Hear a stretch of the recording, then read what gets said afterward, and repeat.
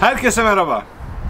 Bugün Mart ayından bir pazar günü. Hava çok güzel. Hava güzel olunca biz ne yaparız? Mangal yakarız. Bugün sizin için özel bir etim var. Özel derken aslında fantastik bir et. Birçoğunuzun çocukluğundan böyle içine işlemiş bir et olduğunu düşünüyorum. Daha önce bunu Instagram'da paylaşmıştım. Birçok kişi bana bunu yazdı. Abi çocukluğumuzu hatırlattın diye. Bana da aynı şekilde şöyle bir etim var. Bu eti birçoğunuz hatırlayacaktır. Tom ve Jerry çizgi filminde köpeğin ağzındaki et. Bugün bunu pişireceğiz. Bu aslına bakarsanız fantastik bir et. Yani lezzet anlamında bir şey değil ama dünyanın en büyük steği olarak geçiyor aynı zamanda. Bir yabancı kanalda bu eti yaptılar. Daha sonra sizden birkaç kardeşim abi sen yapabilir misin dedi. Ben de kasabıma rica ettim.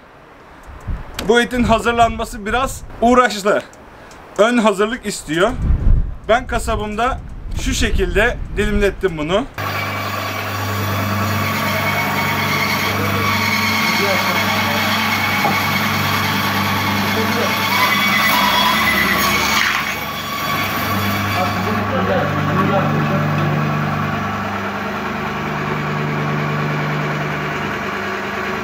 Kasabımda dilimledikten sonra tabi sert bir et olduğunu biliyorum. Bu dananın arka but kısmından çıkan bir et.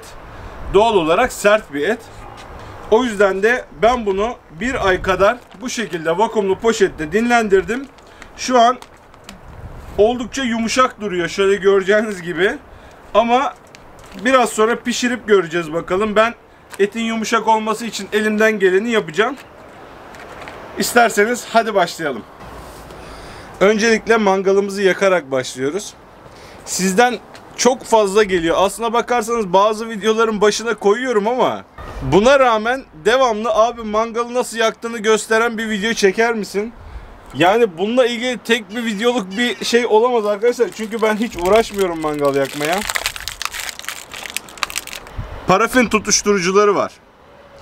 Ben bunlardan kullanıyorum. Aynı zamanda bu şekilde veya bu şekilde ikisi tamamen aynı işi yapıyor. Bu biraz daha küçük, bu biraz daha büyük boy benim için. Ama bu yerli mal olduğu için biraz daha fiyatı uygun. İçine kömürlerimi bu şekilde dolduruyorum. Bakın hiçbir şey yok. Bunun altı şöyle görebileceğiniz gibi hafif boşluk. İsterseniz oraya gazete kağıdı falan da tıkabiliyorsunuz. Ama gazete bazen yetersiz olabiliyor. Ben şöyle altına 2 tane parafin tutuşturucuyu koyuyorum. Sonra çakmakla tutuşturuyorum bunları.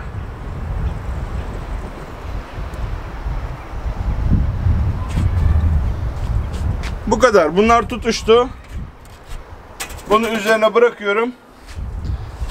Ben ateşi bu kadar yakıyorum arkadaşlar. Bu artık 15 dakika sonra 20 dakika sonra tam olarak közlenmiş olacak.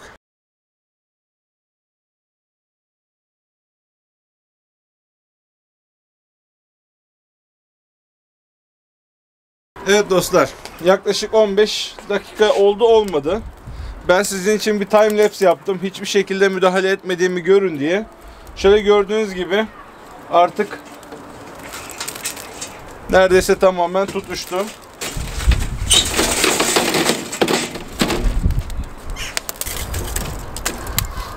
Gördüğünüz gibi közüm hazır.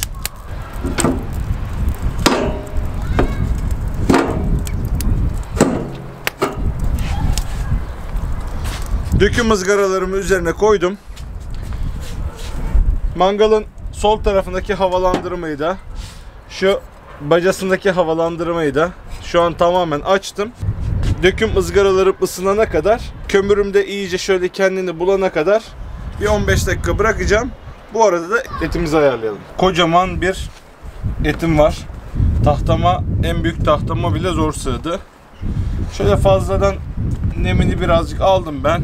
Buna bakarsanız makbul bir et değildir. Dediğim gibi dananın arka bacağı but kısmından çıkan bir et.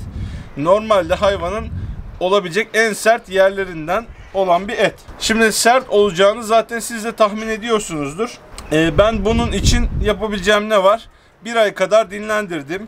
İlk aldığımda gerçekten sertti. Şu an bakın kumaş gibi katlanıyor artık et. O noktaya geldi. Şöyle aralardan da bakın. Buralardan da ufak ufak parçalanmaya başladığını görebiliyorsunuz. Bu tamamen herhangi bir işlem olmadan bir ay vakumda durarak gerçekleşti.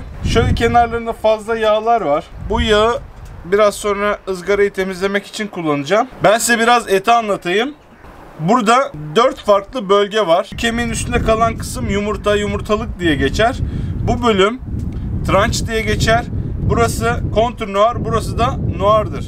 Noir'ı hatırlarsınız. Bizim hani o meşhur sert etimiz. Kavurmada kullandık, roast beef'te kullandık. İzlemeyen arkadaşlar ekranın sağ üst köşesinden bunu izleyebilirler. Etimizi sadece tuzlayacağız, baharatlayacağız kafamıza göre. Ben çok az yine zeytinyağıyla baharatlarım yapışsın diye çok az. Sadece üzerine şöyle bir nemli doku oluşsun diye. Zaten yağ da bitmiş içinde.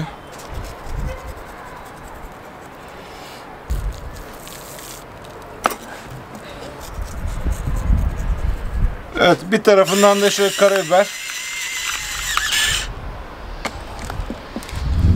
Ben yine biraz sarımsak tozu atacağım. Şu an artık ızgaram hazır oldu diye tahmin ediyorum. Bir bakalım. Şu an gayet güzel durumda. Şu az önce etten kestiğim yağ parçalarını şöyle biraz mangalı yağlamak için kullanacağım. Etime üzerine attım. Çok kalın bir et değil. Şöyle kalınlık olarak çok fazla olmadığı için direkt mühürleme yapıyorum. Ben üstünde baharatlayayım şöyle yine. Bir kontrol edeyim şöyle. İlk taraf tamam gibi. Şöyle eti parçalamadan çevirmeye çalışıyorum.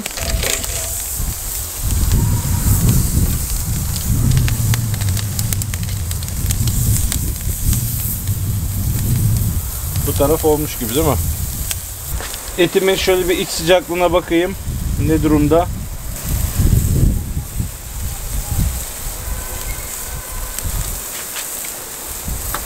Bu tarafta ateş daha kuvvetli. Bunu bu şekilde bir çevirelim.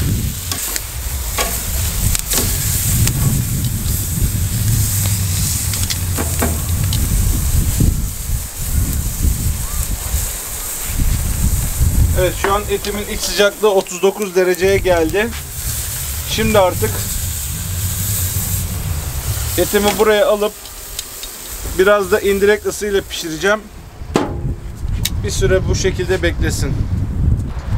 Bakın etimin bu tarafı biraz daha ince, bu tarafı biraz daha kalın. Bu taraf aslına bakarsanız şu an pişti gibi. Şu an etimin iç sıcaklığı 50-51. Çok az bir süresi kalmış. Bu şekliyle bırakalım. Birkaç dakikaya hazır olur. Şöyle etim istediğim sıcaklığa ulaştı. Artık alalım.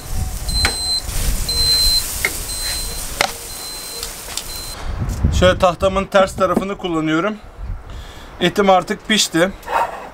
Şu kısımlar normalden biraz daha fazla pişti. Çünkü biraz daha ince olduğu için bu taraf biraz daha kalın ama az önce siz de gördünüz.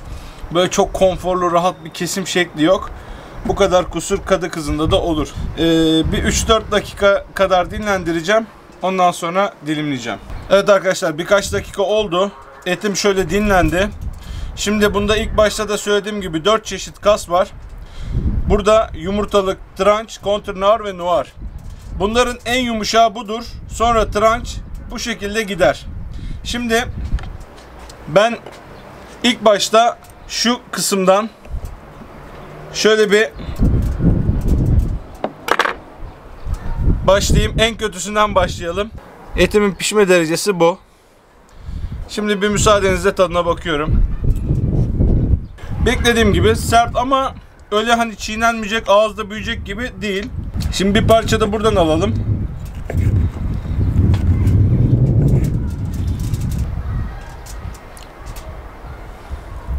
Sanki burası bana noir'dan daha sert geldi. Bu kısım biraz daha, gerçi büyük kestim. Biraz da onun etkisi de olabilir. Şimdi Bu kısımdan da bir tadalım.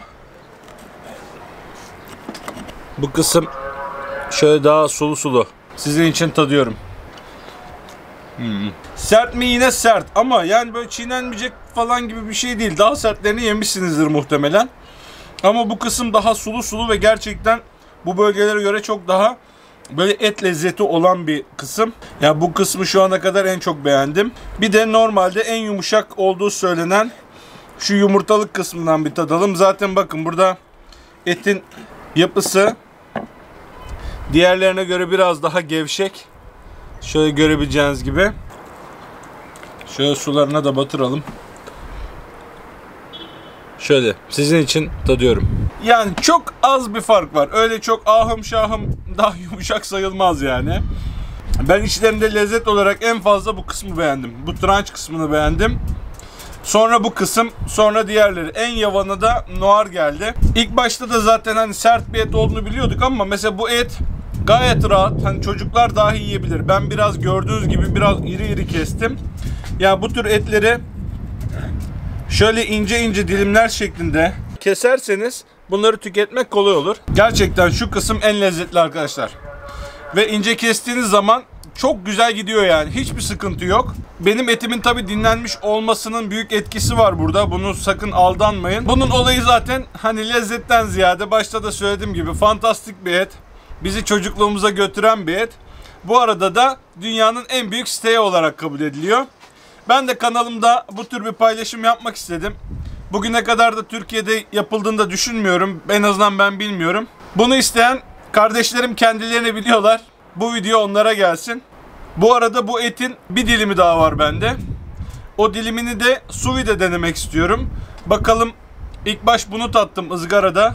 Izgaranın lezzeti tabi ayrı. Ona laf yok ama yumuşaklık anlamında fark olacak mı diye merak ettiğim için 2 dilim kestirdim. Yakında bu etin sous vide halini de kanalımdan izleyebilirsiniz. Umarım beğenmişsinizdir. Beğendiyseniz beğen tuşuna basmayı, bu tür videoların devamının gelmesi için kanalıma abone olmayı unutmayın. Bir sonraki videoda görüşmek üzere. Kendinize iyi bakın. Hoşça kalın.